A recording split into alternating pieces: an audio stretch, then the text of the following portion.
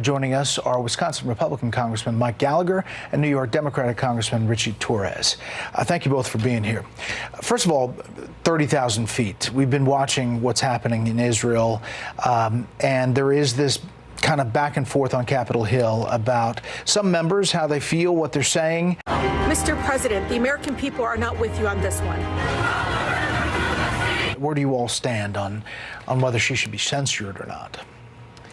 Well, I intend to vote for the censure. When you utter the phrase "from the river to the sea," you're not simply calling for the creation of a Palestinian state, which is fair game, but you're calling for the destruction of Israel as a Jewish state, which is a line that no member should ever cross. And so it's the right of Congress as an institution to vote for a censure that condemns hate speech, because it's incompatible with the values of Congress as an institution. And the U.S.-Israel relationship is one of our central values. Folks who are not for this say it's about the First Amendment. She can say whatever she wants to say.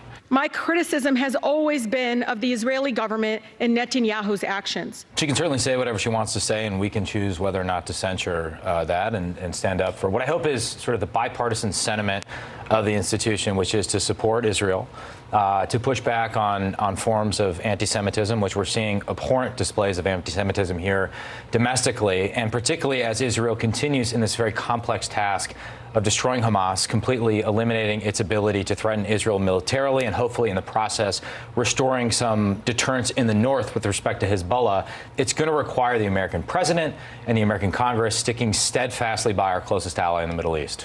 Today we heard from some family members of some of the Americans being held hostage. It's been 30 days. Every day is like eternity to me, and I can't wait any longer because I know that he was shot. Ohad had a birthday 2 weeks ago on October 23rd. He's very lovable, and he shouldn't spend his 9th birthday in captivity. Congressman Torres, it's tough to listen to that. We don't really know exactly how many Americans are being held or how many Americans want to get out, and that's a real question mark.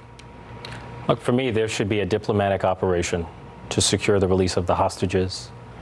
There should be a humanitarian operation to deliver aid to Palestinians in the Gaza Strip. And there should be a military operation to bring Hamas to justice so that there is no repeat of October 7th.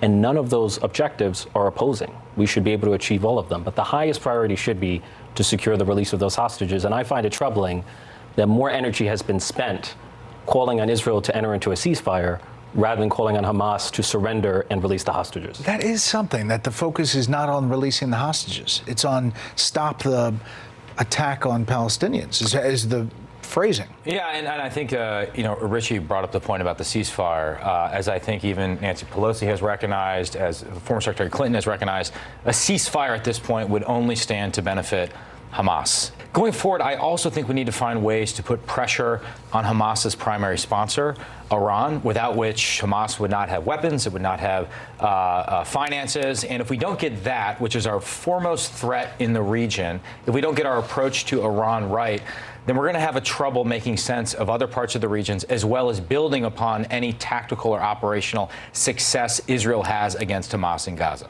You wrote in Free Press, why do young people support Hamas? Look at TikTok. You believe that TikTok is forming some opinion here?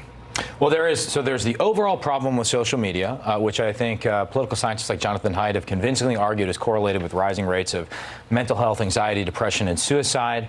Then there's a specific problem of TikTok, which is that it is controlled by ByteDance, a Chinese company that is beholden to the Chinese Communist Party. So we have to ask ourselves whether we want the dominant media platform in America, because a lot of young kids in America get their news from TikTok. It's not just about dance videos. Some kids. It's a ton of kids, Congressman. A massive amount of kids get their news from TikTok, whether we want that company to be a company controlled potentially by the Chinese Communist Party.